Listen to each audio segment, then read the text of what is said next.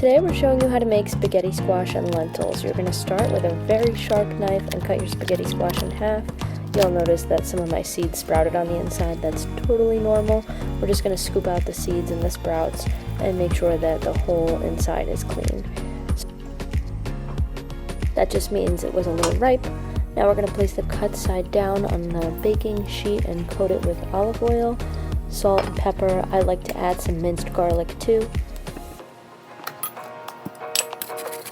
Then we're just going to spread it around and make sure that it's evenly coated. In this recipe, we're going to combine the spaghetti squash with some cooked lentils, so we don't need an abundance of seasoning, but if we were to not include the lentils, we might want to season it a little bit more. Some other seasonings you could potentially include are Italian seasoning, roasted red pepper flakes, cumin, olive oil, oregano, or anything like that. Alright, now that it's all coated, we're going to stick it in the oven at 400 for about 30 to 40 minutes or until the squash is tender. After it's cooled down, you can just take the prongs of a fork and start to peel it out like you see here.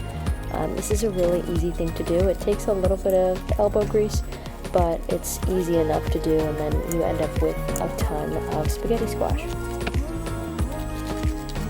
And once you're done getting all of the squash out, you can compost the outer shell.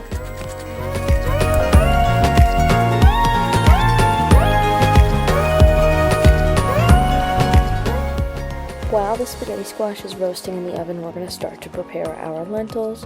We're going to start by heating up some olive oil in a pan and then adding our mirepoix, which consists of carrots, celery, and onions. Once they get a little tender, we're going to add some minced garlic and keep salting along the way until it becomes nice and fragrant. We're going to add our tomato paste and let it cook a little bit and until it becomes fragrant, and mix that all in with the vegetables.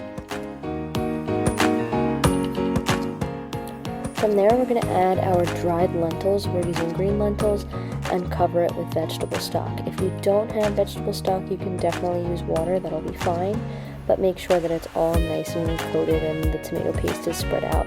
You can let it simmer for anywhere from 10 to 15 minutes or until all the moisture is evaporated, and then we're going to take everything and combine it together.